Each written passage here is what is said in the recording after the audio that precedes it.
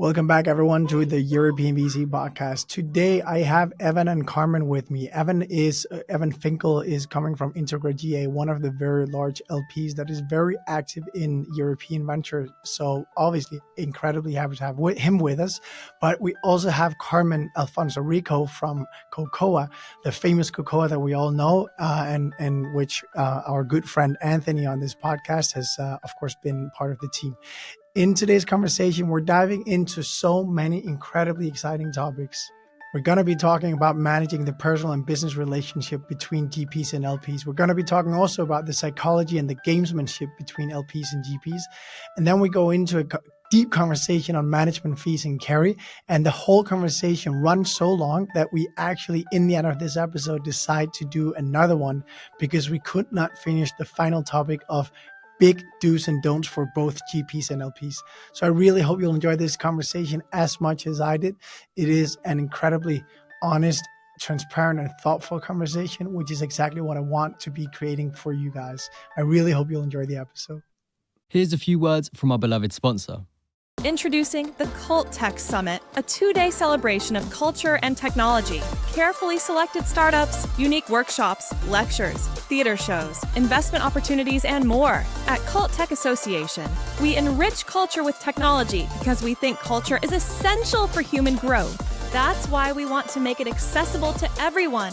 Invest with us, found with us, make art with us, and come to the Cult Tech Summit. We're on a journey to make culture a personal matter, and we would like to share this journey with you.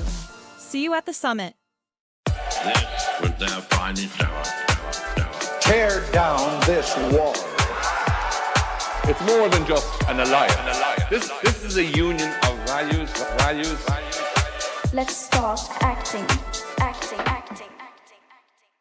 This show is not investment advice, and the hosts of this episode may be invested in the funds and companies featured. Carmen, Evan, welcome to the European VC podcast. Both of you in one room. It's incredible.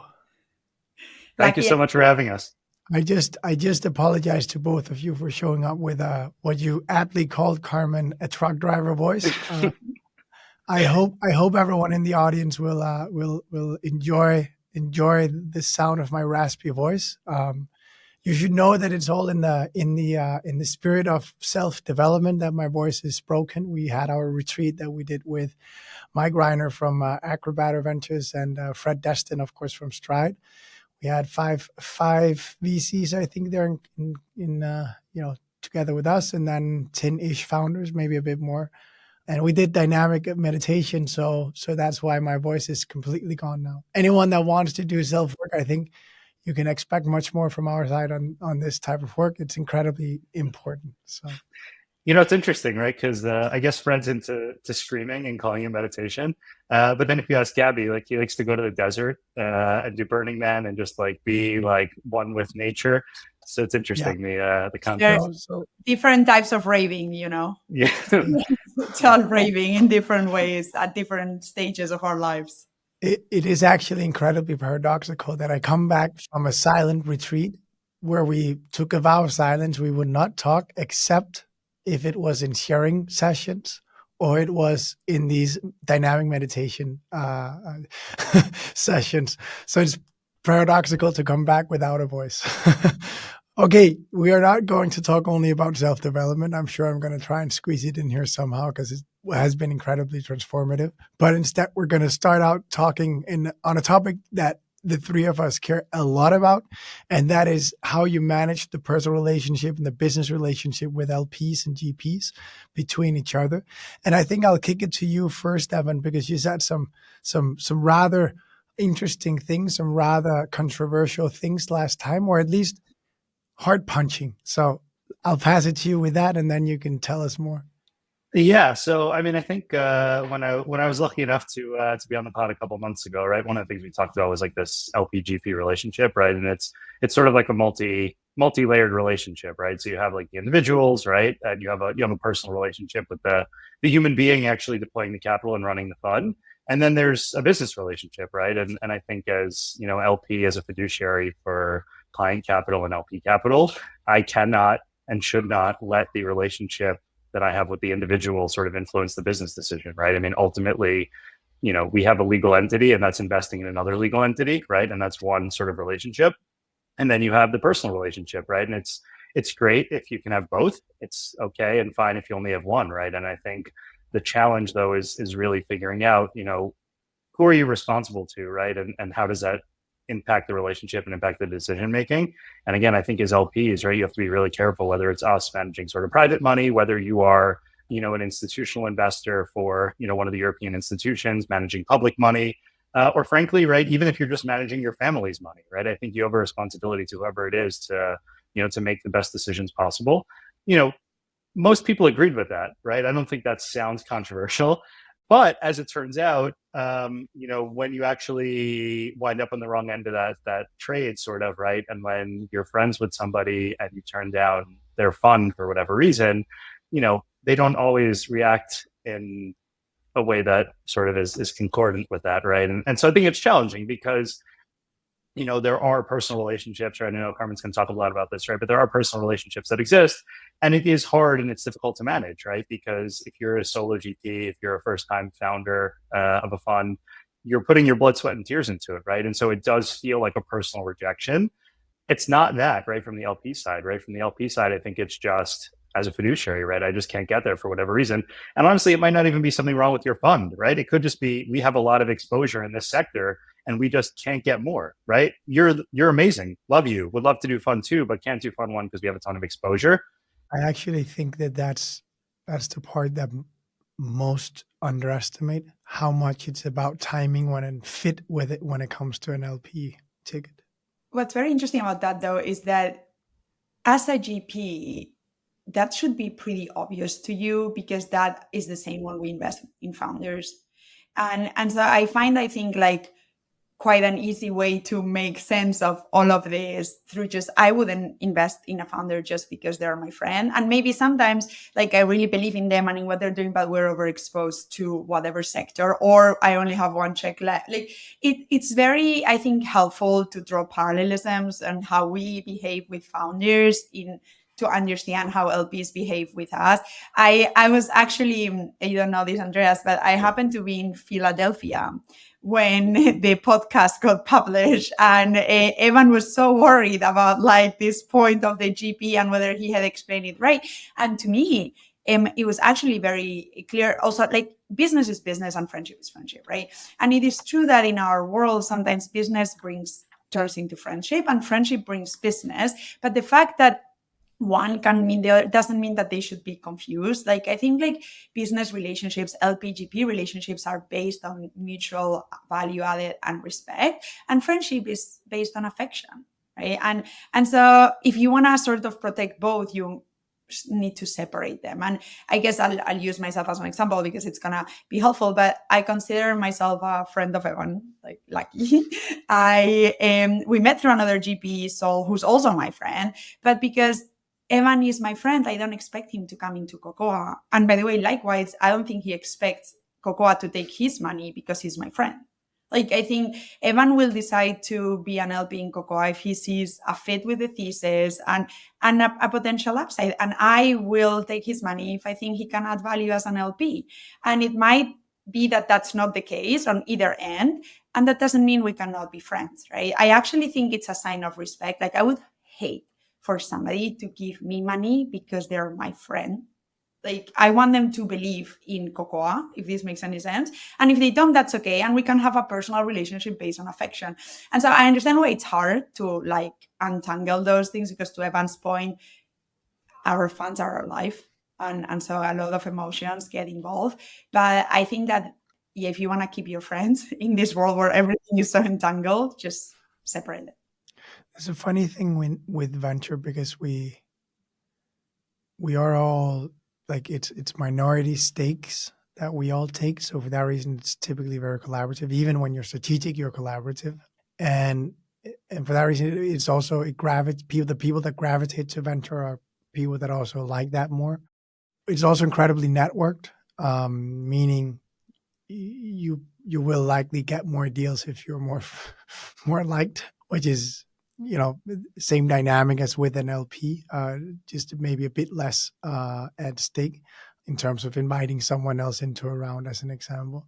But I do think I do get why people get a bit confounded with this, because you do walk in this territory all the time. I'd love to ask you a bit about the gamesmanship between LPs and GPs, both in the fundraising process, but just as much in the period after which you've invested and you're then working alongside each other, backing each other up.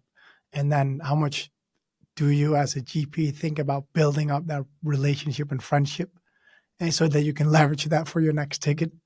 And as an LP, how do you think about keeping your distance or not keeping your distance, or leaning in, but knowing that all the time I need to also be able to cut the funnel of money at some point? How do you balance that, both of you? Yeah, I mean, I think this is always a challenge, right?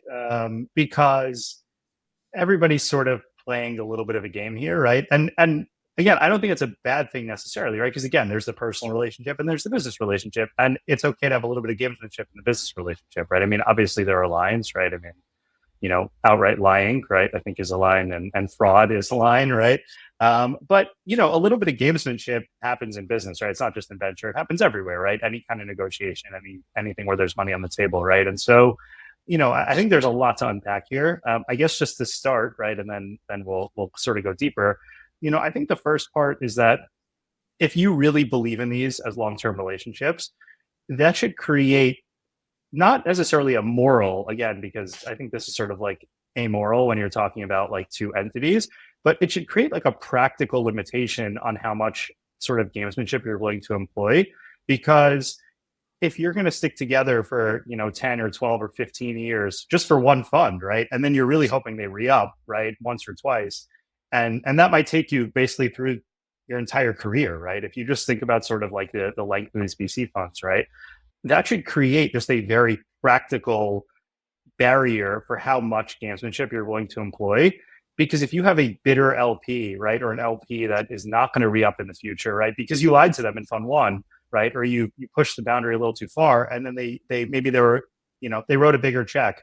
Now you come to fund two and they're like, I'm not going to re-up. Well, that actually has a bunch of negative effects for you, right? Because there are going to be other LPs that are going to ask, how come some big name brand LP didn't decide to re-up? What does that mean for your funds, right? They might say not so positive things about you. So I think just as a very, very high level, just to start here, right? Forget like morality, forget any of the interpersonal sort of like pieces here, just from a very practical business perspective, right? If you're playing the long game and you're trying to be long-term greedy instead of short-term greedy, that should in and of itself create a barrier for how much gamesmanship you're willing to employ, because it could come back to bite you in the future, right? Maybe you get that first check, but later on, that is going to come back, I think, to bite you. I think that's the key. And that's the sort of thing that self-corrects a lot of like behaviors in venture, is that it's a very long-term game, right? And two, the industry talks all the time. Like founders talk, GPs talk, LPs talk. And so like, it's very short-lived if you're not honest. And then I'm going to add another one. That's a kind of the rational reason. And then there's like an emotional reason to sort of correct behavior, which is energy. Like, again, like if you're building like an LP base, and as Evan was saying, ideally you get from the beginning of your first fund to the end of all the vintages that you raise with as many kind of same LPs as possible, because that will mean like you also save a lot of time in fundraising. You want to have an honest relationship with them. Like gamemanship is like, okay, to some extent that's optimizing business, but like the energy that goes into, like, I am like an open book, maybe too much, but to the point in the sense that like you want them to be on board with the good and the bad. This is like a 20-year journey. There's no way that nothing is gonna not go wrong. Like things are gonna go wrong. You want people to buy into those risks, to be up to speed with them, to be aware to support you in them. And so I think that like, if you think about this is a long-term game, people talk, and to where do I want to put my energy? You might as well like build a relationship with LPs that yes, optimizes for you running the fund, but that is not going to come bite you in a couple of years. So that's like kind of how I think about all this. So much of this business also is like dating, again, at every level. And so it's a little bit like, you want to make sure that you keep the games sensical.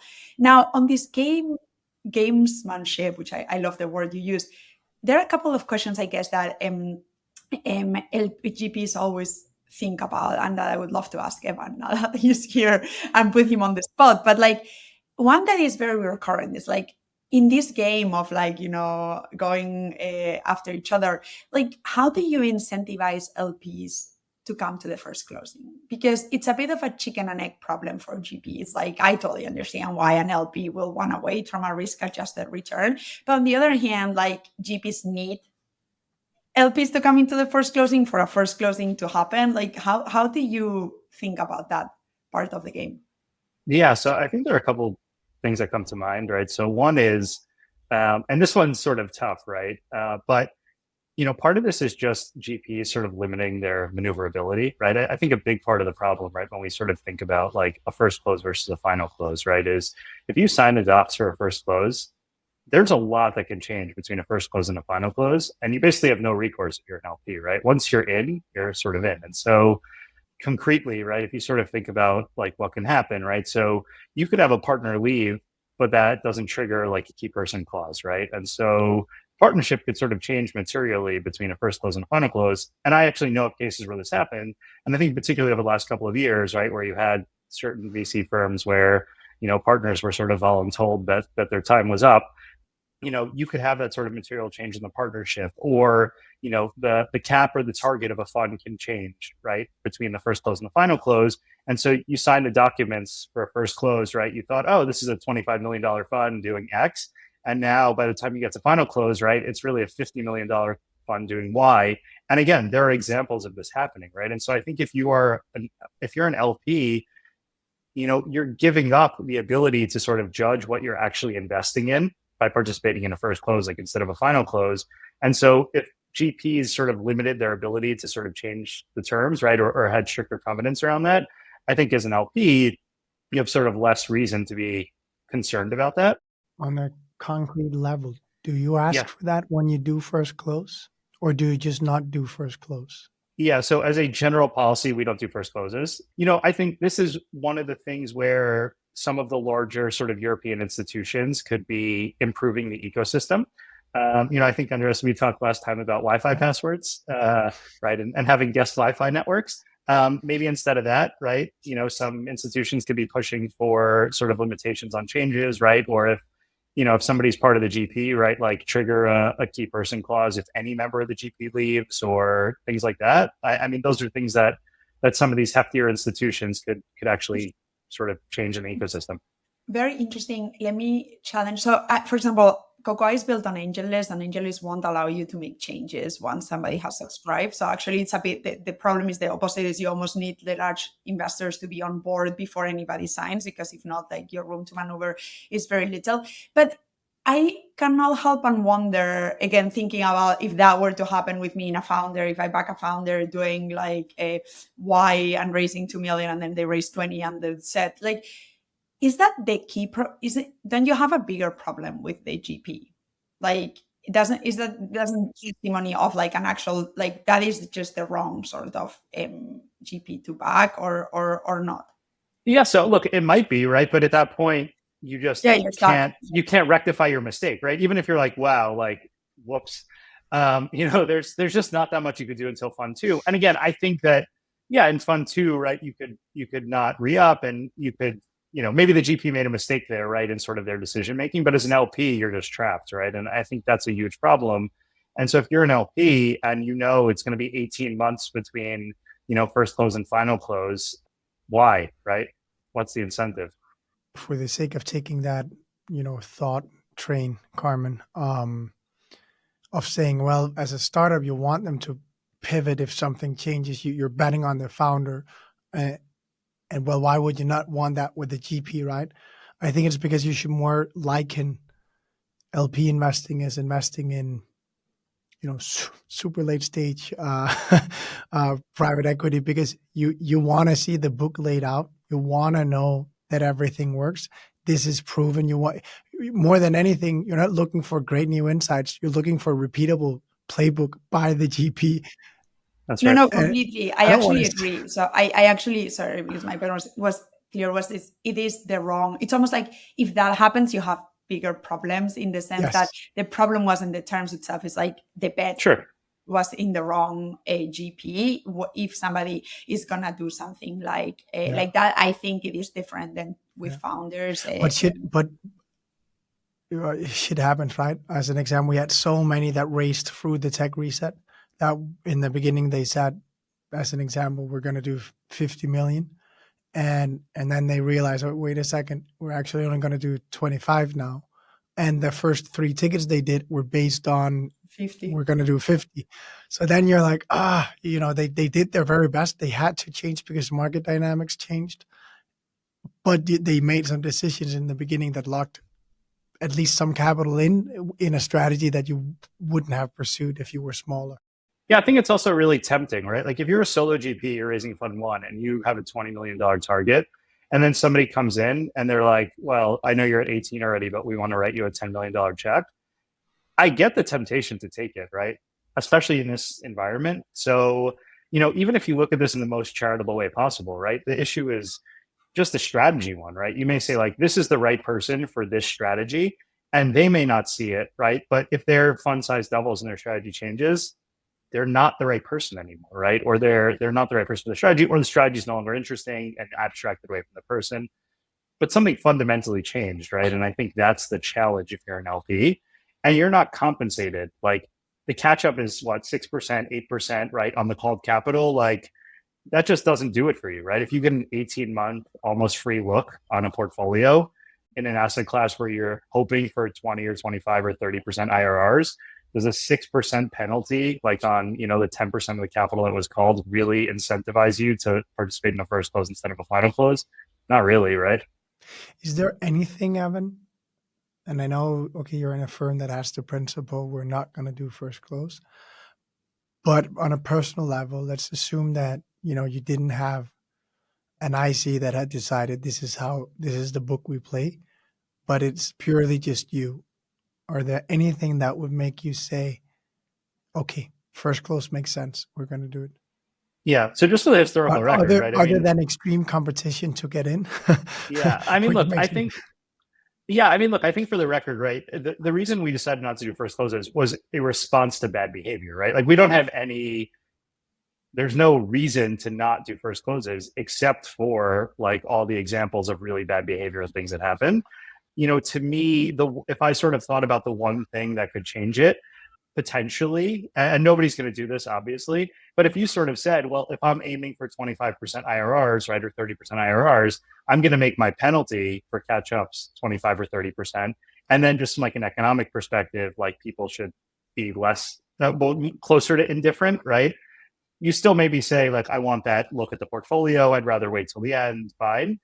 But to me, that's the biggest one, right? Is that if I'm getting charged 30% on that called capital instead of 6 or 8% when I come in, I maybe just start to do the math and say, hey, I'm more incentivized to come into the first close. But if people just stopped exhibiting bad behavior, like this problem would go away, right? Risk adjusted return, right? Like rolling the dice on a first close is just not worth it, right? I just think that it is irrational, like, again, in an industry where a lot can change and where things can happen, and there's going to be 18 months or 12 months between the first close and the final close. Like, if you're an LP, particularly in this market environment, you're gaining a lot and giving up very little by waiting till the final close. What about re-ups? Because that's another interesting thing that we GPs discuss a lot, which is like, those who come into the first fund, first close, second close, and especially the ones that have large checks, like every GP gets asked when they go to fundraise for fund 2, how many re-ups are the institutionals re-upping? Like, how do LPs think about, and are they aware of like the fact that timing of the re-up has like a massive impact or signaling power into fund 2? So I think first, you could really tell like how much of a personal relationship exists and how much of a business relationship exists based on how the GP reacts if you decide not to re-up or wait, and if they say you're being disloyal or not. That'll actually teach you a lot about whether you really are friends or whether like it was just a business relationship of convenience. But I think that like one of the challenges here, right, is LPs for sure don't realize that. I don't think that LPs sort of take into consideration or are thinking about, oh, if I make this decision to wait till final close or second close, what is that signaling risk to potential new LPs? On the other hand, right, I think the implicit assumption there for like new LPs is, oh, well, if the existing LPs aren't re-upping, it must be because they know something or something is bad or something is wrong, and I should sort of know that. I think there are two problems there, right? One is to the point we made much earlier, right? Maybe the LP strategy just changed, right? Maybe they only do fund ones or fund twos, or maybe they only do sub $50 million funds, and now you're raising 75. And so there's nothing wrong with what you're doing, right? The LP loves you. They wish you would stay at 50 because they'd love to stay with you for another 2 or 3 funds. But now you're just outside of strategy, or they have a new chief investment officer and something changed. And so it's not always a bad thing, right? When an LP doesn't re-up, sometimes you've had a great relationship, and everything is super positive. It's just not a match anymore for some sort of strategic reason. And then the other piece is like, you're sort of assuming that other LPs are good at what they do or they're making good decisions. I'm not going to make that assumption. I think that like saying, oh, well, if other LPs are doing this or not doing this, that must be some sort of a signal.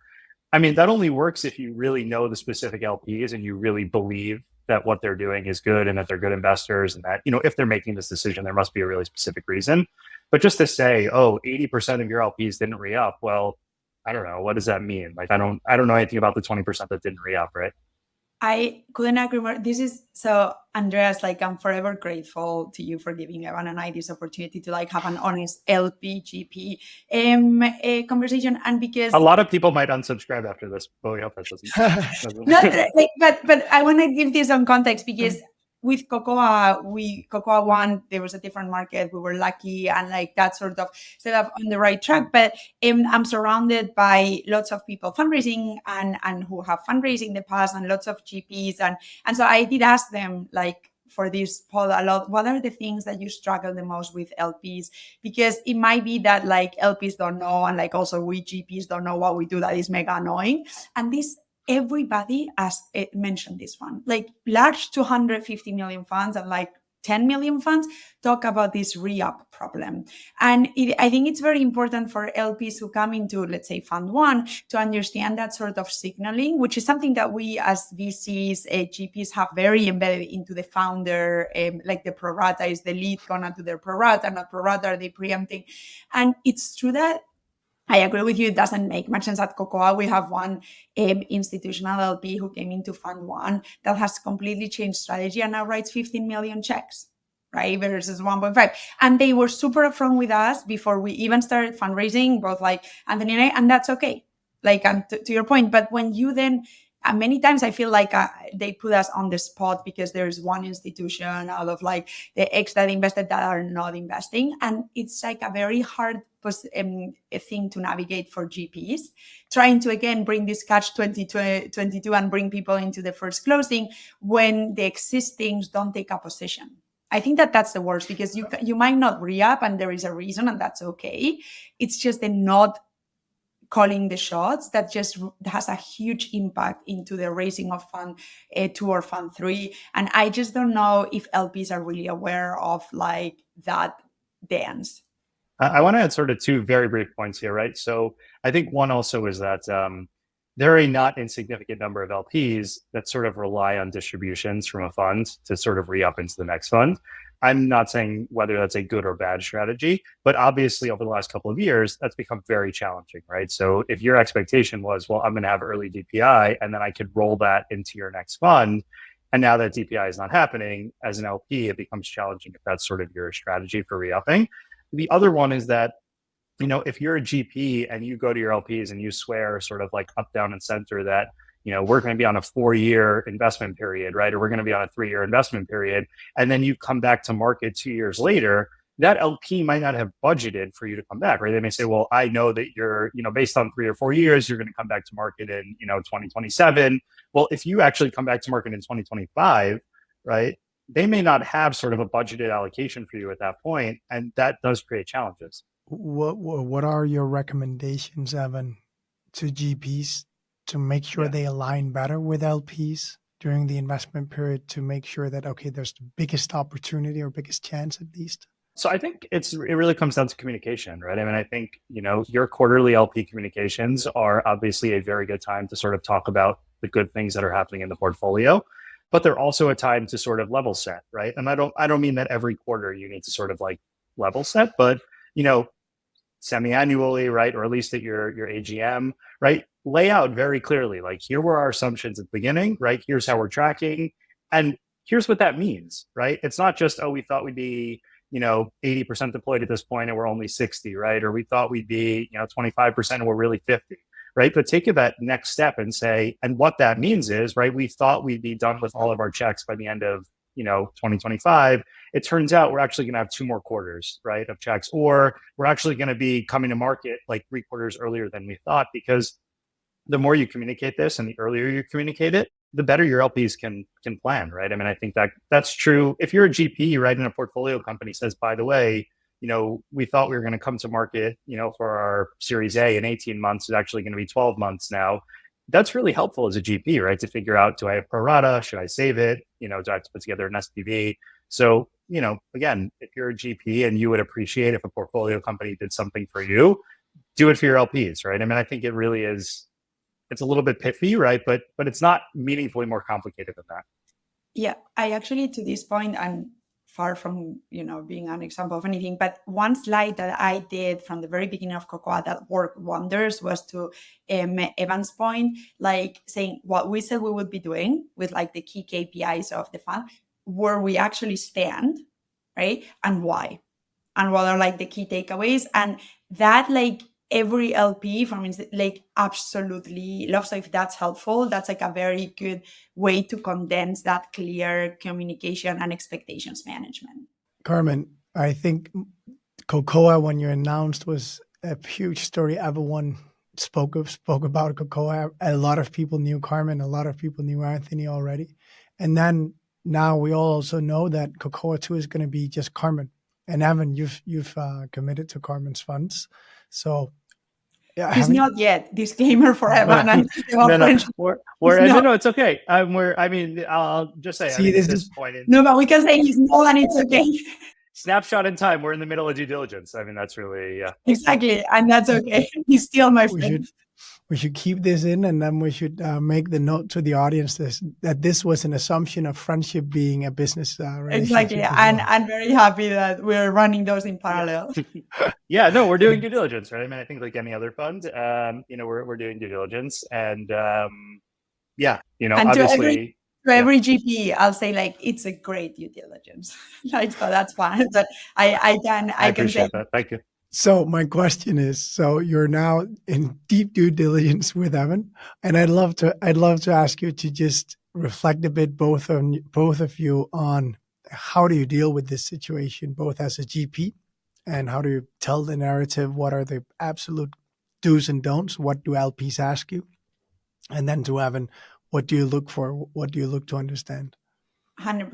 So I'll give a bit of context, and I think the reason why Cocoa 1 was Anthony and I, and Cocoa 2 is me and Anthony is doing his own fintech fund, is that somewhere along the lines early in Cocoa 1, relatively early, Anthony and I realized that we wanted to build different funds, and also that we were different type of investors, as in he's a fintech investor and he thrives in fintech expertise and wants to build a brand around fintech. And I'm a generalist investor, and Cocoa's brand stands for collaboration as in-house VC generalist. And I think these things can happen, and we see it all the time with founders in startups, that people grow in different ways and you need to try things to realize it's not for you. And so I think my biggest sort of tip and or kind of reflection on this is you need to articulate ways for that to be able to be solved in a constructive way, right? And this comes to your point to answer your question. I think that requires clear communication, and respect, both between the two partners that decide to draft or a way to take separate paths, and also with LPs. And so Anthony and I worked together very closely together. We got to all the agreements, like the full agreement just by ourselves during a few months. And we obviously involved advisors to make sure that everything was compliant and by the book. But it was our agreement born out of, again, mutual respect to what we each wanted to do, and to make sure that we could preserve the value that we had built together. And then our second obsession was to make sure that we control the messaging, right? Because to your point, it is very different. As we did it, we spoke to every portfolio company together and one-on-one, and we spoke to the LPs together and one-on-one, and explained something that, again, is very natural, which is two people grow in different ways and want to do different things. And this is a very long-term business. You don't want to be stuck for 20 years on something you don't want to do, or something that's not making you thrive. And everybody understood that. So as long as you are clear on communication, clear on expectations, and then the third pillar, do not add complexity. So our agreement meant that it was very simple, that there was not going to be any complexity in running Cocoa. There's zero complexity for Anthony on his own fund. We're both free to go and build our own way.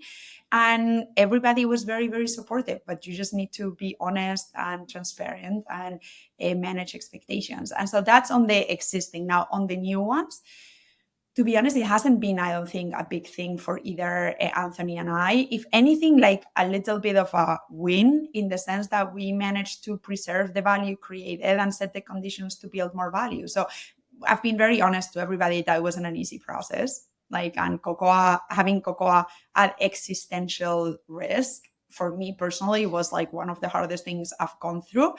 But once everything got sorted, and got sorted the way we managed to sort it, it's a positive to us, at least, rather than a negative. Also because Anthony and I, and no BS there, we've managed to keep our relationship as well pretty intact, and are very close friends and support each other, just everybody in their own home, because that's what we wanted to be. I think I met with Anthony probably in person the day after or so, where you'd done your whole string of calls. At least I remember. That must have been some very intense days.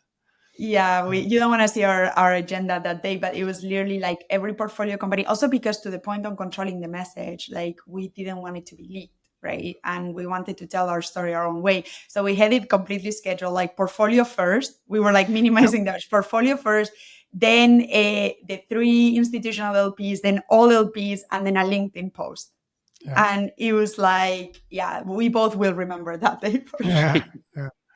And I do think it's cool that you picked portfolio first. When Anthony said that, I was like, what the fuck? All of it. And also a lot of companies, right? Cocoa by then had 22 companies or something. Yeah. So it was a lot of chats, but we just wanted to make sure that everybody felt safe and felt informed. And it felt that we cared, because that decision wasn't reckless or it wasn't careless. And we're very clear on the responsibility that we have with portfolio when they take our money, and with LPs when we take their money. And that doesn't mean we needed to continue building together for 20 years if we didn't want to, but it certainly meant we needed to do it in a certain way.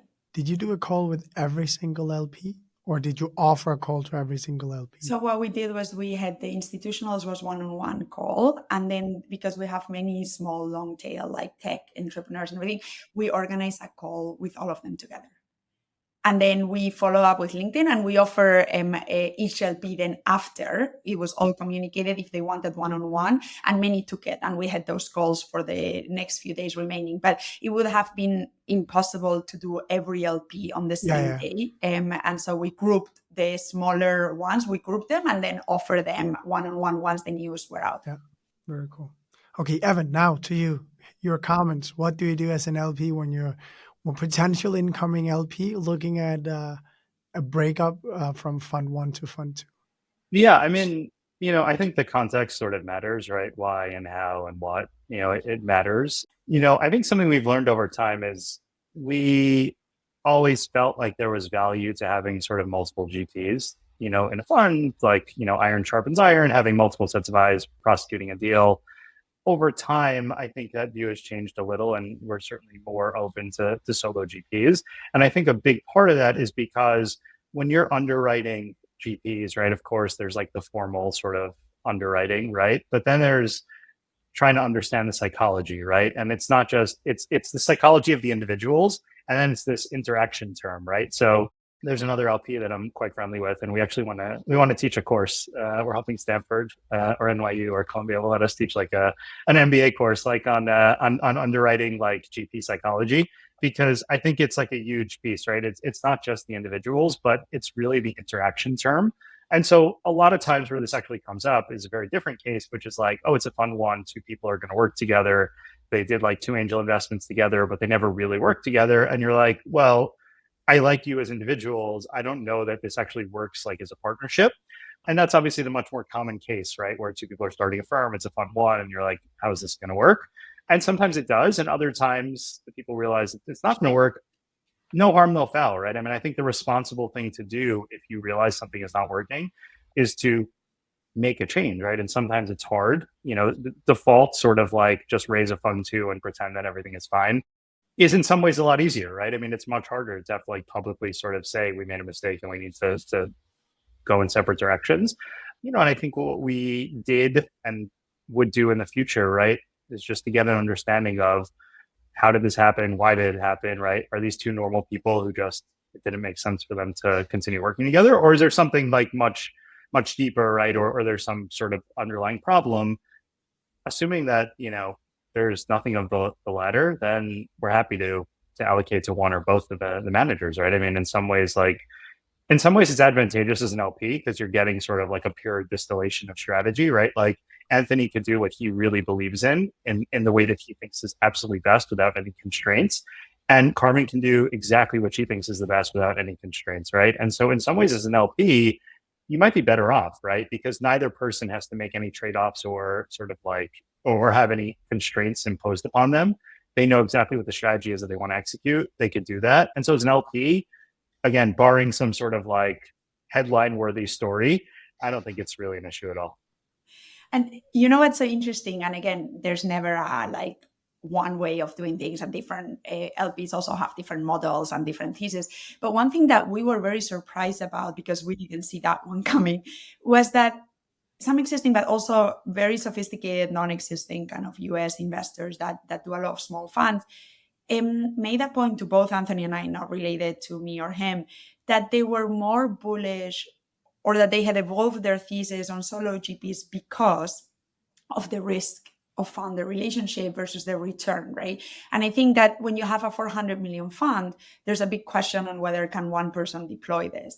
But when you have a $20 million fund, there's less of a question that somebody can deploy it over 3 to 4 years, whereas a founder relationship is always going to have a risk, right? And I am not married to the solo GP model. I'm married to business needs. I'll do whatever Cocoa needs. So it's not defending the model, but it was a surprising argument to me, which was the risk, kind of the ROI of that founder relationship risk, which is there because of the psychology and the human nature, versus how needed is it to deploy a certain fund size.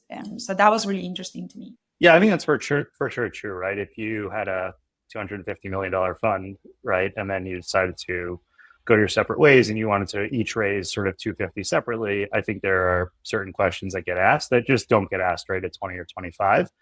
Because I think intuitively it feels like one person can sort of deploy that. And as an LP, again, I don't think it's necessarily a bad thing, right? I mean, I think there's some level of maturity that you recognize in 2 people who sort of do this. I think how they handle it and how the news sort of breaks, right, says a lot about their character, right? And can be either like a positive for them, which I think it was in this case, or it could be a negative, right, if it's not handled well. And then as an LP, you get like 2, right, extremely motivated people, frankly, who both want to prove that they can do it by themselves, and you get like a much purer distillation of strategy, right? So as an LP, I don't think it's a bad thing. The other piece here, which is not something you asked about, and hopefully won't be the case with Carmen and Anthony, but it is true that if you look at VC funds, right, not every partner always performs quite as well as all the other partners. And so there are cases where, if a partner leaves or the partnership breaks up, you may actually be better off as an LP because you may back one partner, not the other, right? Or you may say this strategy fits my thesis better than the other thesis. And so, yeah, it's not obvious as an LP that this is a bad thing. This is a very interesting point because actually, and in full transparency, given that we're like no masks, no filter here, and this has to do with the overall assessing performance of funds, especially going from fund 1 to fund 2 when it's so early. But I was a bit worried that I would have to get into discussions with LPs around like, oh, these are my companies and these are performing and these are Anthony. And to be honest, it is pretty similar. It was more, I was worried about that sort of kind of rabbit hole. Like I haven't. So credit to LPs on that. Like I haven't had to single out mine and Anthony's and then have somebody sort of comparing like with 16 months holding period, which one was better.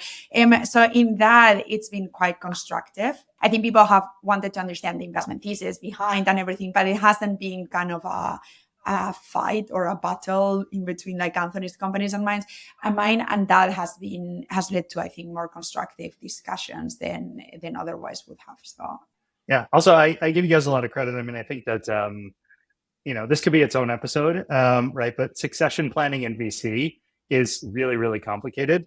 Even when it's going well, right? Like even when things are going well, and frankly, when things are going well, it actually sometimes becomes more complicated, I think. But it's obvious, right? There are a lot of cases, like you look at the Israeli tech ecosystem, the sort of first generation of Israeli VC funds, they did a pretty poor job, in our opinion, of succession planning.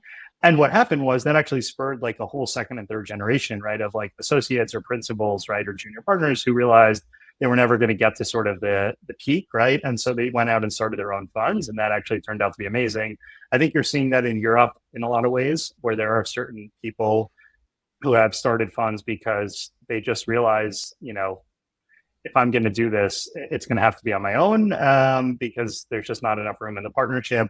And that's that's one case of succession planning. But another is, having the hard conversations, right, that I think Anthony and Carmen had to have and say, does this make sense for us? Does it make sense for our LPs? Who are we doing this for? Why? Do we want to be doing this for another 10 or 12 or 15 years? And if the answer is no, then I think sometimes you have to take hard decisions. It's easier, again, to just sort of like let inertia carry you through a fund 2 or fund 3. But I think this is like this is a bigger case of succession planning. But I think in VC, right, this is super important. Like you always have to be assessing. Well, if you take your fiduciary responsibility seriously, you always have to be assessing like what's best for, everybody, all the stakeholders involved, right, that I have a responsibility towards. Sometimes that means you keep going.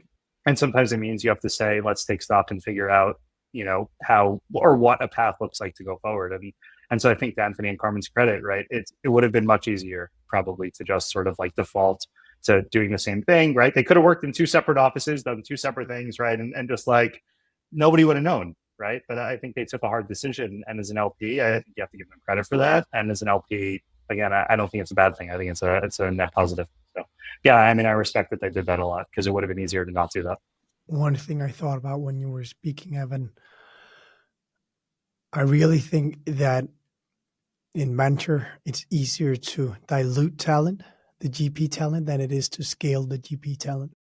And for that reason, very often walking this path is the smarter path. If you can break up a fund, maybe it's better to do so. So I'm curious, how do you deal with it, right? Because you write checks to emerging managers, right? And you're supporting sort of the ecosystem here. How do you identify, though, like when a manager leaves, right? Whether they left and there's something of substance that they're bringing with them to their new shop, or whether, the performance, the halo around them, right, is because they had a big brand name and that's what walked the deals up to their desk. And that's how they wound up being a good investor. It's not so different as it is anything, so to say. Or any GP underwriting, whether it's a breakout GP from another fund or it's a new one, because you don't break out of a great firm to do your own fund unless it's because you've got something special around you, and for that reason, it's diligencing that, just as with anyone not coming from another fund or coming together to form one. So for that reason, I don't think you're going to look at the individual and you're going to say, is there gravity around this person? And if there is, then it's likely, much more likely that it's going to be a great success than if there's not. Some people work better in a big engine because they don't have that gravity around them. I think it's incredibly hard to be a good solo GP if you don't have gravitational pull around your individual person. Then you're probably better off in inside a big machine because you're a better analyst and you're better, not as analyst role, but you're better at that side of the business. Sure. But there are definitely personalities. Like Carmen is a prototypical example here, right? Carmen exudes energy. Everyone knows her. She lives in the arena and enjoys it. And for that reason, anyone can see that. And it's very easy to also then understand, okay, Cocoa can be built as a very strong brand. But if you're this guy, behind the computer, figuring out all the great numbers and with a super smart thesis, but you actually don't really like being out there, it's much harder to build. And you don't care about brand. I don't think venture lives on brands. Even the brands that people don't know, they have brands in small ecosystems, and then that is where they have been very meticulous in building what they have around them. It's like a business of access, right? And so you need to have some sort of edge to get that access. So it's funny you say that, Andreas, because I originally, before Saul from Monterey was kind enough to introduce us, I actually somehow wound up on the Cocoa website at one point, and you sort of read through the pitch deck that they have, where they sort of pitched founders, right? And there's like whatever it was, 15 slides, basically like, here's who we are, here's what we do. And it's all like bubblegum colored, right? And you're like, I don't really know anything about these people. I'm like, but like, we got to have a conversation, right? Like, I don't know how or what or why. Like, I don't know that we're going to invest, right? But I'm like, there's some sort of gravitas that must exist for a person who like, or people who put this out there. Yeah, the chocolate, the whole thing, right? Like, and so I had actually reached out to Carmen ahead of that. And then Saul was kind enough to make the intro. And yeah, I mean, I think to the point before, right? Like the brand synergy between Carmen and Cocoa, I wouldn't even call it brand synergy, right? Because it implies that there's some sort of like two separate things that like have to be fused together. Like there's just like oneness, right? Between like Carmen and Cocoa. And I think it makes a ton of sense. Like I really do, right? And I think, again, for Anthony to go out and do his own thing, right? I think that there's a lot more synergy, right, between what he's doing now and him as a person and his Weltanschauung, right, and just his general interest in VC. And so, yeah, look, I mean, I think you're right about the gravitas, and that's actually what drew me to Cocoa originally. And we certainly wouldn't be having this conversation, right, or I wouldn't have the relationship that I have with Anthony, right, if it weren't for that gravitas. And so you definitely do feel it. But you're right. I mean, sometimes, there's a person who's amazing within a bigger shop and they go launch their own fund and you're like, there's something I like here, but there's also something fundamentally that just is not going to work like as a solo GP, right? Or in a small place. But other times, yeah, there's somebody is only going to work, right, as a solo GP or within a smaller shop, because that's how that, it's just a personality thing in some cases. I should just say, because we've mentioned Anthony so many times, we have recorded the episode at this time when we're recording this. We have recorded the episode with Anthony announcing Rerail. At the time this goes out, Rerail will have been public. Oh, so we can talk publicly about it? Okay. Yeah, I didn't know. Yeah, I was like, Anthony's fun. Like, it's just right. like, I'm like, whatever Anthony is working on. Yeah, me too. I was like, wait. Okay. No, okay, that's good to know. I can guarantee that since we're looking at 23rd of September now, I can guarantee that by the time this is ready to go out, we'll have perfect. Out as well. Great. Okay. Perfect. Yeah, I don't want to blow up his spot. Yeah, exactly. We're like, no, I think we're three people here who loves Anthony very dearly. So very happy to give a shout out just here in this episode as we're midway through 55 minutes. So 2/3 probably more. I want to go to another topic, which is management fees and carry. Since we have two sides of the table that speak very honestly and transparently, I'd love to dive into that topic with the both of you.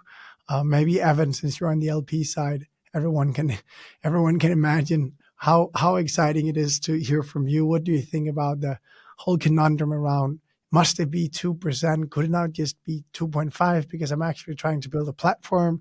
And how about that carry? Could I have so that it goes to 3x or 4x if I achieve something before year 3 or 4? So look, I mean, first principles here, right? One, like as a firm, we are long-term greedy, not short-term greedy. Two, we are not opposed to people getting paid what they are worth. In fact, we very much support people being paid what they're worth or commensurate with the value that they create. But we think that, there should be incentive alignment between sort of value creation and compensation, right? And so I think there's a lot to unpack, right? Like, so we'll just break it up here, right? Management fees, right, and then carry, right? Because they obviously are sort of two separate mechanisms. Management fees, right? The big things I think that LPs are talking about right now is sort of front loading of fees, right? And how much can sort of be front loaded and how much is sort of reasonable to front load. And then sort of to like, what's the overall fee burden, right? So if I just like add up over the life of the fund, how much of the fund is actually going into fees, and not just management fees, right? But ding, ding, ding, bonus fees like fund setup fees, right? Which could be another $500,000 or $1 million lopped off the top of the fund, right? Or a few $100,000. And so, I think from an LP perspective, we would like there to be more alignment, right? And so you should be able to take management fees because you need to run a business, you need to pay yourself and your employees, you need to build a brand, you need to build the fund. But the reality is, if there are management fees that you don't actually need, right? So maybe you're going to call you want to do 3% in the first year or the second year, right? Or you want to do 2.5%. If it turns out that you actually don't need all that money, it wouldn't be the worst thing in the world to put it back into the fund, right? And recycle it and create a little bit more investable capital. I think the other piece is at some point, it feels like the business model is broken, right? And I don't know exactly what that point is, but if you have to front load your fees and then you're going to raise again in 2 years and front load those fees and then, front load again, and you're taking setup fees off the top and all this other stuff, right? At some point, it just feels like maybe it's not about building the business so much as needing to have a better business model and figure out, like, what is the goal here? What do I really need? How does this work? I just comment on that because I do think you're absolutely right. The business model is broken in the sense that 2 and 20 works beautifully for a specific fund size.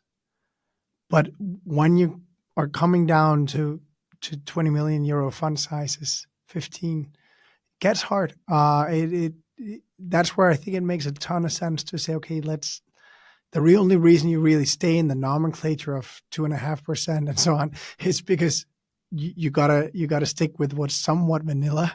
The problem with that is that, and as somebody who runs a $17 million fund, so there are almost two opposed forces, and I'll explain how I think of solving it at Cocoa. But on one side, I agree, the nominal or absolute amount of 2% over 17 million is like very, very small to actually run the operations of a fund, right? On the other hand, and this is why, so Cocoa, we've kept it at 2%, but we front load, to be able to run the operations. Now, having said that, I also don't want to increase the fees. And I'm also very, very, very careful with what I put as fund costs, because every bit that goes as fees is money I cannot invest. And I need fees to survive, to operate, but I'm not making money on fees. I'm making money on carry, i.e. on returns. And so the more money there is to invest, the more chances I have to make higher returns to get more carry.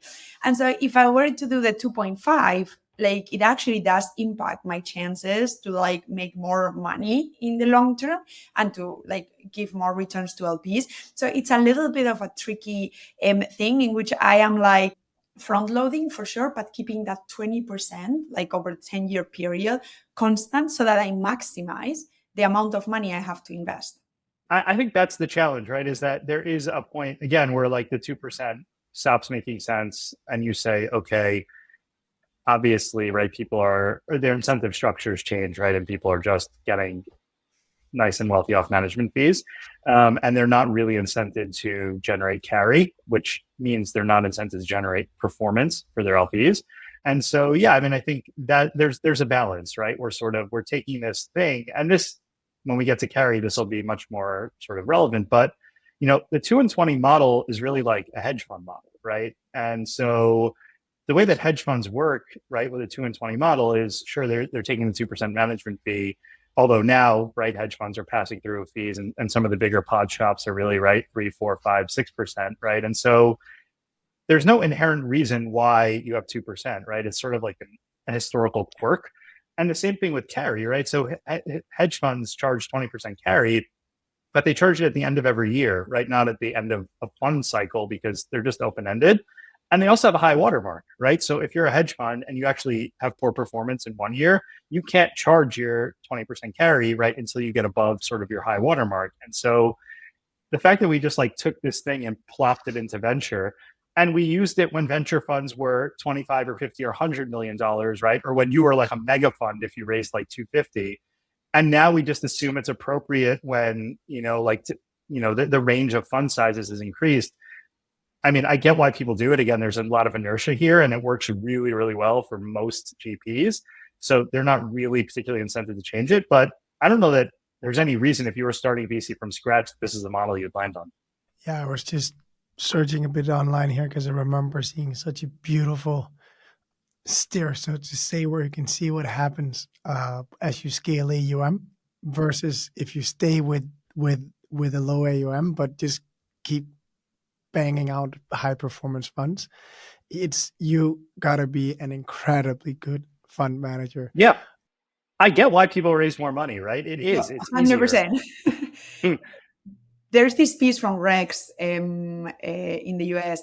Like, he does that math, and I don't recall the exact numbers, but basically it's like you would need to consistently return like 5x funds of, I'm making up the numbers, but like 20 million in order to catch up on the fees that you would be getting if you do like a few 100 million funds. So 100%. It's easy because I think it's fair to say that if you're a successful fund manager and you do want to scale, you can increase your fund size at least 2x every fund up until you hit 250 or so. If you just add, obviously you have to add personnel, also other partners and so on. But if that's the game you want to play as a founding GP, there's a playbook to do it, and it's definitely executable, so to say, especially in Europe, I'd say, because we have very large LPs that cannot do the small tickets. So you're kind of like, you actually either want to be 25 and small, or you want to be 100 plus. There's many that it's a bit difficult to come in with a 2 million and so on for many. Yeah, so very difficult to keep a high performing asset class when the core dynamic around how the GP is remunerated is distortionary.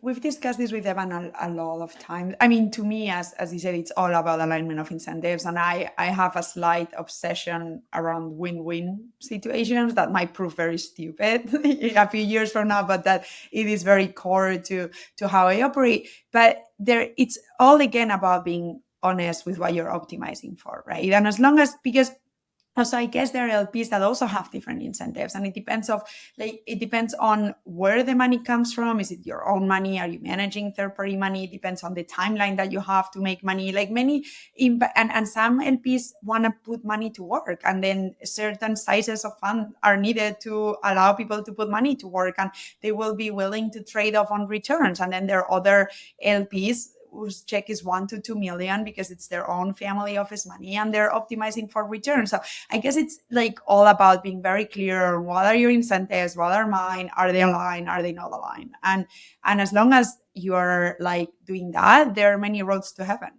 or to hell. Well, there's definitely in venture. There's more roads to hell for sure. Yeah, exactly. Talk carry, Evan. Let's talk carry. Tell us your take on the 20% carry. And I mean, I guess in the interest of having a productive discussion, let's just assume that 20% is going to be the default for a while, right? And we're not going to rewrite the structure. Again, we want people to be incentivized to create value, and we are very much in favor of people being compensated commensurate with that value. So if you say, for instance, that, sort of default is, I get 20% carry. And if I do better than 3x net, I should get 30% carry or 25% carry. Cool. Totally on board with that. But hey, if you do less than 2x, maybe you should get 10% carry, right? Like if you're saying that like you're so skilled, right, that you sort of created additional value and you should be compensated for that, totally fine, right? But if you have anti-skill, right, and you're actually like value destructive, or you massively underperform the market, like shouldn't the scales sort of like favor you when you create a lot of excess value, and then maybe give you less compensation when you fail to create value for your LPs? That's the hurdle rate, right? Do you But like it's not hurdle so rates? high, right? It's like 1.6. Like, Yeah, I 1.2, 1.3, yeah. I actually don't disagree with that, by the way. Like, if I make LPs money, I want to make money. If I don't make LPs money, I'm not making money. And in that, the same way that I can say I certainly have super carry. Like, and if I overperform because I don't make money on fees, I might as well make money on carry if I've made money to LPs. I don't disagree with that. With, again, looking at alignment of incentives, and I might be kicked out of the VC community, but I think they're very a few things that you can say against that argument, right? If we think about, again, alignment of incentives, and if there's a super carry, there might be an anti-carry or like a bad carry kind of thing. Quick question, and this is, again, curiosity from GP to LP. What about like European and American waterfalls? Because this is a discussion that has been popping up lately. Most funds in Europe have European waterfall. Public institutions have a lot to say in this because they restrict that. But more and more GPs are sort of pushing for like an American waterfall. Yeah, I mean, I think it's a little bit complicated because, with an American waterfall, right, that sort of works, I think, reasonably well in private equity, or like maybe in very late stage venture, right, where you tend to have like a much more concentrated portfolio, and your risk of failure or your perceived risk of failure, is lower, and each investment sort of stands on its own. I think when you're building a portfolio, particularly a portfolio of sort of like early stage investments, right, where the risk of failure is relatively high, and you're basically banking on sort of one or two outsized outcomes to generate, all the returns for the fund, right, or several multiples of the fund size in terms of returns. That seems to me to sort of lend itself toward a European style waterfall. As an LP, one should be skeptical when GPs decide that they suddenly know a lot about waterfall structures and have very informed opinions about this, right? And so, yeah, I mean, I think it makes sense to use it in early stage venture in particular, to use a European style waterfall. I think it just creates better incentive structures. And I think it's a better reflection of what sort of an early stage venture portfolio looks like and how it develops over time, right? Whereas I think, again, in private equity, or maybe you can make the argument like in sort of like growth equity pre-IPO type venture investing, maybe an American waterfall makes sense. But yeah, I think in early stage venture, it's really hard for me to understand why, as an LP, you should be in favor of a switch from a European to an American style waterfall. Could you, Evan, just for the audience that are not super familiar with the differences between US waterfalls and European waterfalls, could you? Sure. I have them here in front of me as well, so let me know if I need to come to your assistance. A European waterfall, I think, is basically what people envision when they think about like carry in a venture fund, right? So essentially, you take a whole portfolio view. You as a GP don't start getting carry until like the entirety of the fund size has been returned 1x to LPs. Whereas an American style waterfall sort of looks at every individual deal as its own fund, and carry is basically generated not on a fund basis, but sort of on a deal by deal basis. And again, I think that works better in private equity, where you have a bunch of like operating companies, and they all might be doing very different things, and portfolio strategy might look a little bit different.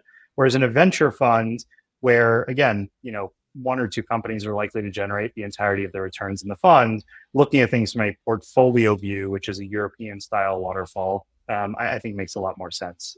American style waterfall, again, is sort of deal by deal. And so that makes sense when you have a very concentrated sort of private equity style fund, or maybe like a growth equity fund.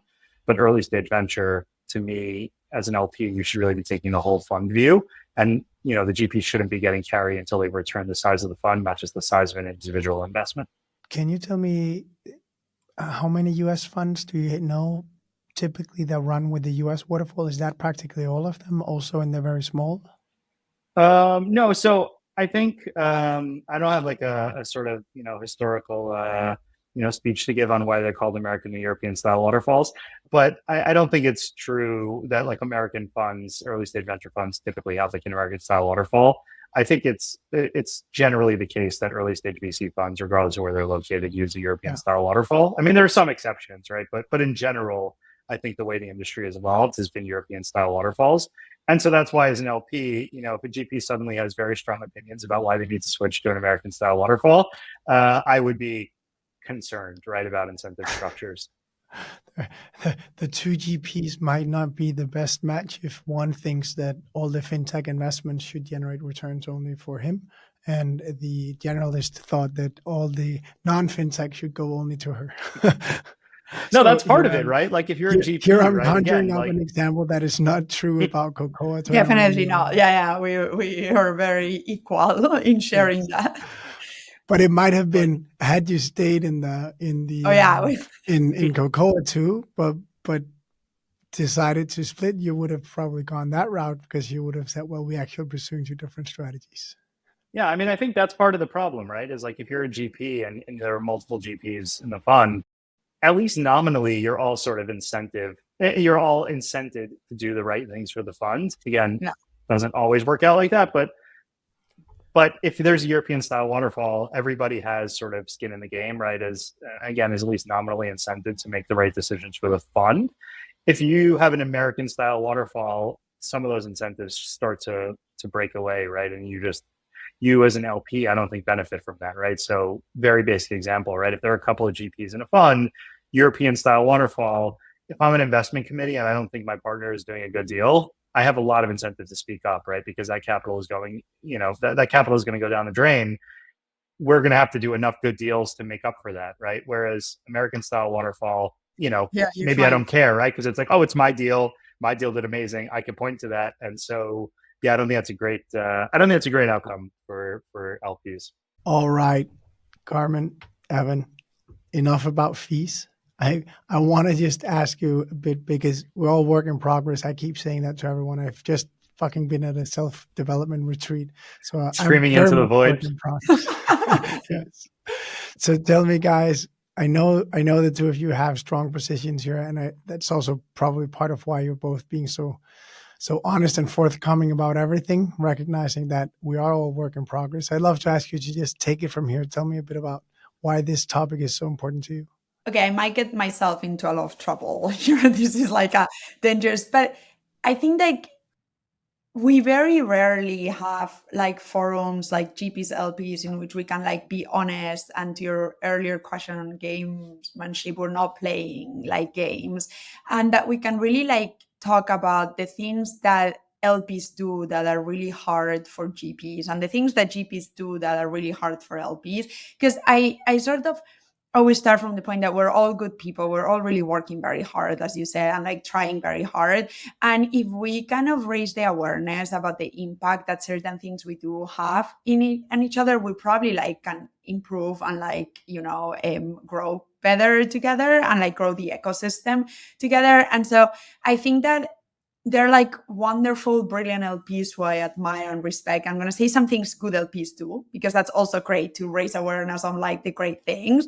And it's like taking the time to do the work and look deeper into companies. Like, even if that takes long DD, as Evan was saying, like we're in deep DD, but like it is a thoughtful, like DD that like is great. Take the time to give feedback. Right, and explain why, because passing is always going to be okay. Business is business, but like why that makes us like better as GPs. I've even had LPs who passed and made interest to other LPs that invested. I mean, how like amazing is that? And LPs that like stand by your side through like thick and thin. When Anthony and I said that like we were taking separate paths, and we had LPs supporting both of us, and the ones that believe in you and put their name and brand. So like the world is full of wonderful LPs, but things that I've experienced and like others have experienced that, again, I don't think there's bad intent, but I have a tricky, like a pretty damaging sometimes impact on GPs is like, one, committing and then not honoring your commitment. And this hasn't happened to me, but it has happened to like many people I know, or it hasn't happened to me yet. Ignoring capital calls. Like that has happened to us, and having to be very close to default and LP, and just like how mindful we're all running businesses. We just talked about fees. Like we run a very tight ship. All these things are highly like disrupting. And so, I mean, I have more, but maybe around the commitment and the capital calls, Evan, if you want to like kind of give the LP side of things, and then we can flag others. Yeah, very much my view and not the house view, I think here. I think that GPs should be a lot more bold about sort of publicly naming and shaming LPs of bad behavior.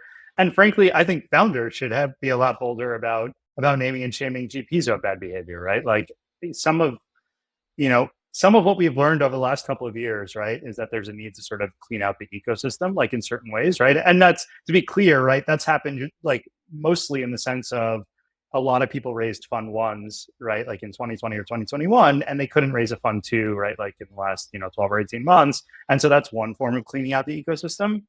But another is just rooting out bad behavior, right? I don't think there's a place to make a commitment and then to renege on it. And I think if you're a founder who, has to experience that, I get why it's very hard to go out and name and shame people, because ultimately you're going to have to raise more money in the future. And so it's really, really tough. And I get why as a GP, again, you're less inclined to do that. But I would say from a GP perspective, I don't think there's as much of a disincentive to do that as there is if you're a founder. And so, yeah, if you're a GP and you feel like some LP, like, not just that they hurt your feelings, right, but really they did something that was untowed, I think that you should feel okay about naming and shaming them. But to my point earlier, right, you should just be aware as a GP that LPs feel like you're doing the same thing to them when you change the terms of like the LPA, right, between like the first closing and the final closing, right? So I do think there's sort of like people in glass houses shouldn't throw stones element to this, right? Where if you're a GP and you feel like certain LPs or an LP has done something to you that's not right, you should feel empowered to sort of like talk about that publicly, but you should just make sure that your own house is in order first and that you're not doing those types of things, right, to GPs. On the naming and shaming part, yeah, I would only say that I always advise against doing that, because it's just so. Now my son is joining us on the podcast. Come on in. Come in. Join us. I always think it's so difficult or dangerous to do that, because you don't know exactly the context. And so oftentimes you have an institution that you comment on more than the individual, but it was actually one individual, and I think it's very difficult, especially in our game, because people do take what we say here as advice, and that's why I think it's important to say. And LP land is so hush business for many. Sure. Many LPs really like their quiet, and for that reason, the last thing you want to do is create any feeling around your fund that what you do here is not private or might not be private. So for that reason, I think I would strongly advise not to do it. I agree it's tricky, and there is a reason why GPs don't do it, right? Because they're afraid. But the reality, to be honest, I think there are two levels. Like GPs talk the same way founders talk. And so there is, and to your point, Andreas, I think there are cases and cases, and you need. It's always hard to know exactly the context because none of us was there. But I do think that on a one-on-one basis, people share those stories, right? So we know the funds and we know the individuals that haven't honored their commitments, because the same way we share LPs and we help each other make interest LPs, we warn each other and we reference, as a GP, you should always reference the LPs that are going to come into your... There are definitely prominent LPs in the ecosystem that I have told many about. When they ask, what do you think about? Then I said, well, these are the good things, but this is also what I hear from many that you should be aware of. And then you just make up your mind, right? But the risks, because I think some of these things, and we can go on to another one that's hard for GPs, but it's not existential, like ghosting. Okay, fine. But this committing and not honoring a commitment and not attending a capital call, that can actually kill a fund. On the expectations. So I think in that, if LPs are just... That is that's you just cannot do that. Right. But unfortunately, people that is sifted frontline news. Wait, but that's the thing, right? Is I'm not saying that people as a GP you need to go on LinkedIn, right, and just word vomit out all of your feelings about every LP. But I do think that there are forums, right, where you could talk about this, where you spread the word, right, and it's helpful to other GPs. And I do think there has been some progress on this issue, right? I've seen recently some talk about what I'll sort of call like fake family offices, right? Which are like institutions that don't And really exist, right? Or surprisingly, they're man, like, yeah, so surprisingly, there are, I right? have And I not, think to this date, I have not done a GPLP event where you didn't have to weed out quite a few of those. yeah, so I think that, right, like there's been much more awareness that that's a problem and it's a waste of time, or, you know, situations where people act like they're interested in investing and then you spend a bunch of time with them and they're like, we love what you're doing. So here's a contract, you know, we'll charge you 2% to be a placement agent for you and we'll go find you some LPs. So I do think there's much more awareness of GPs and much more discussion about that. Obviously, yes, there are lines, right? And there are certain things that, you know, you have to find the appropriate time and place and format. But I do think that it doesn't help anybody in the ecosystem if there are legitimate bad actors and they don't get legitimately bad actors and they don't get rooted out from the ecosystem. It doesn't help LPs either, right? Because to my earlier point, they're wonderful LPs. Like, and when you've got this, thank you, that warms my heart.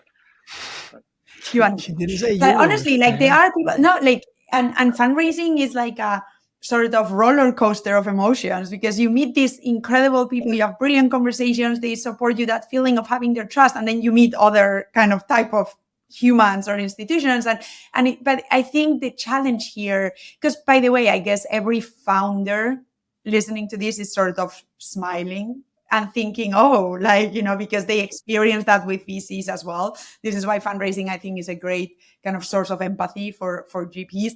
But the reality is that because of how the VC founder market evolved and the competition that was created and the FOMO, the market sort of forced back actors out more or prevented bad like actions, because it sort of just cause a disadvantage to you in your access. And that is the one thing that you can't afford as a VC, right? Whereas in the LPGP market, because there's way less FOMO, I think like the market doesn't necessarily and always self-correct certain behaviors. And again, not always a bad intent, but the thing is that on one side you have that, and the other, and again, we've spoken about, you know, large funds with like IR that might have IR personnel, and that's a different thing. But when you think about emerging managers, like this is our life, and we're literally putting everything we have, like all the time, our financial future, everything to make it work. And so a lot of these things do have a lot of like a huge rational financial impact, but also emotional. And if people would be aware of that, maybe they would do less of that. And that's why I think it's with no naming in this case, but it is important to call it out that, to your point, Evan, if you have 8 meetings with somebody, to then tell them that you don't invest in their fund size. I mean, their fund size was the same, like 8 meetings before. You might take 1, you might take 2, but be respectful of the time and of, like, you know, what everybody's putting into what they're doing. Ghosting.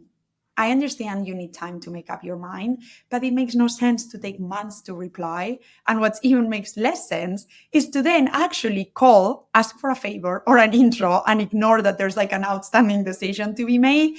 And the interesting thing is I've asked like 5, 6 GPs about this. Everybody has mentioned this. And it's just, let's just have more like clear communication. Let's respect each other's line of business and try to grow together and be constructive, because it's just really unproductive. You mentioned sort of like LPs not meeting capital calls. So, you know, from my perspective as an LP, right, I think that GP should be much more proactive about defaulting LPs. Like if you send out a capital call and, you know, an LP ignores you, in my mind, like the next communication is like a demand letter from a lawyer. And if they don't like meet it in 10 days, like you should just default them. Right now, I don't want to say that's an absolute rule in the sense that, you know, you may have an LP, you know, they have some funky personal circumstances, or that they're generally like, they've never done this before. And maybe they're on vacation, maybe they missed an email, right? So I'm not saying like you always have to fire like the legal gun at them, but in general, right? If I'm an LP and there are other LPs who are ignoring capital calls, that's actually a big problem for me as an LP, because it means that you are spending time not investing, right? But you're chasing down other LPs to meet capital calls. You have to call more capital, which means that my capital is just sitting in a bank account waiting, because you need like a, right? You just need like a backup amount because you're worried that some LPs are not going to meet their capital calls. So it's actually disadvantageous for me as an LP for GPs to not be more aggressive about, like, again, just like punishing bad actors and who are not meeting capital calls. I guess the question for you though, right, is like with this 8 meeting thing, right? Like there are of course cases where like an LP should have known or maybe does know and they're just like wasting somebody's time or they're ghosting. But don't you feel like sometimes there's just this weird dance where both the LP and the GP know this is not going to happen, but neither one of them wants to have the tough conversation, right? The LP doesn't want to break up with the GP. The GP is really desperate for money.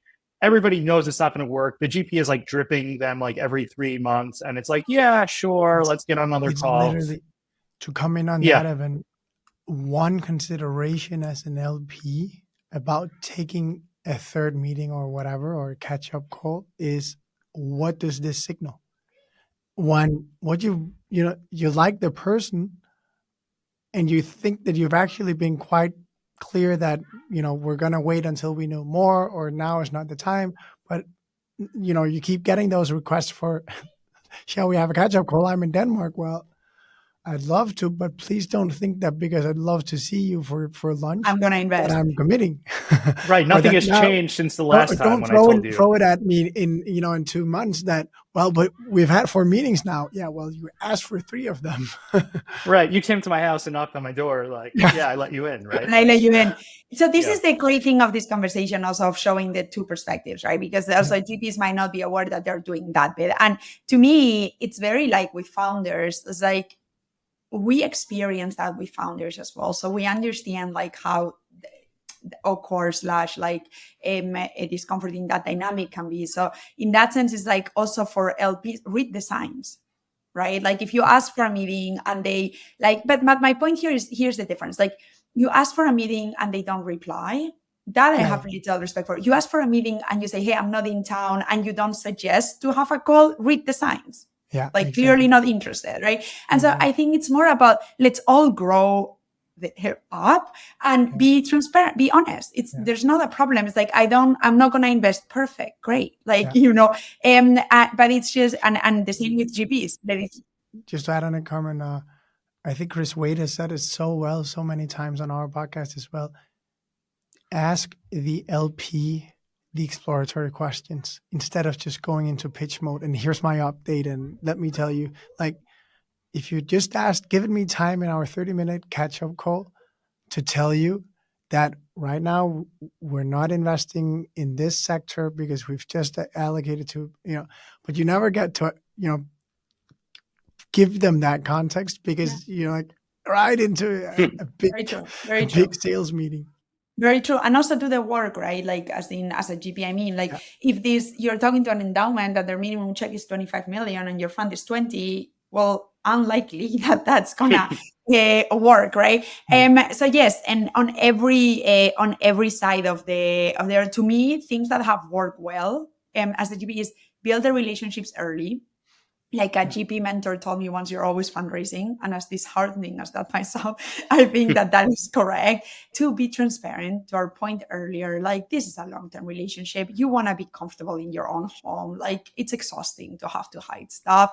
Third, respect LP's timing. The same way that I say, look, ghosting is not okay. Don't make a massive request on August 20th. Get it. And don't reply, thank you. Like the same. Also, LPs have their time. They have many funds too that they're in their portfolio. They have DD, these other funds that they're DDing, they have a life.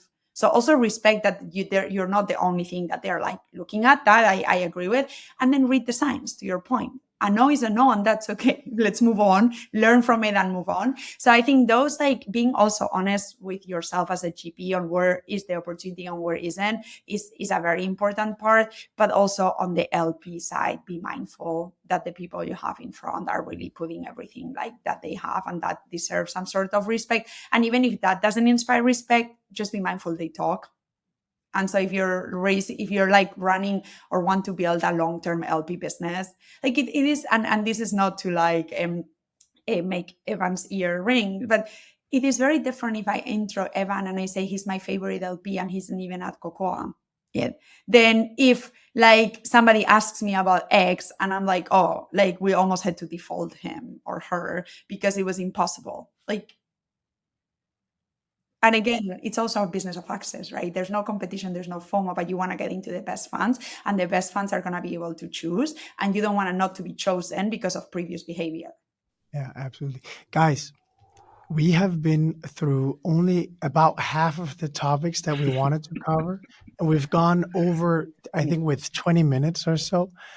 Would you be up for rescheduling another podcast episode where we get to cover the rest of these topics with as much fire as today, maybe without my son?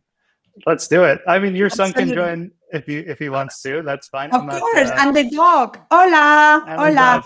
The Yeah. dog is Especially so Andreas, I think that's a great idea because especially one that is very kind of key that we didn't get to was like how do LPs assess performance, and that is so confusing for a GPE that would be amazing to get Evan's like no filter Yeah. insights. Yeah, let's Okay, do it. no We filter.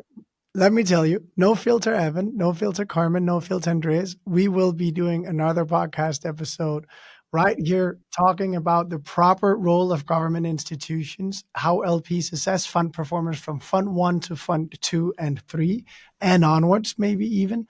And then I think we need to cover more of these absolute no-go behavior from both GPs and LPs. You're like, I knew All right, you would let's love do that. it. Awesome. Let's, Nice yeah, to let's be here. rock and roll. Let's do it. Everyone, thank you so much for tuning into this episode. I enjoyed it thoroughly. So did my son. To those who have had video on will know exactly why I say that, because he has been joining us in this last segment of the conversation. Carmen, Evan, Thank you so much for having us. Thank you for having us and giving us the mic. Yeah. Thank you. Bye, Yes. Evan. See you. Thanks, Andreas. Bye, Carmen. Here's a few words from our beloved sponsor.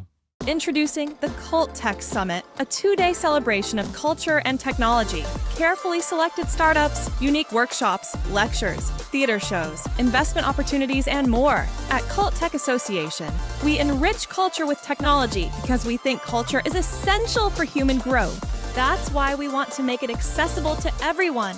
Invest with us, found with us, make art with us, and come to the Cult Tech Summit. We're on a journey to make culture a personal matter, and we would like to share this journey with you. See you at the summit. This was their finest hour. Tear down this wall. It's more than just an alliance. This is a union of values. Let's start acting.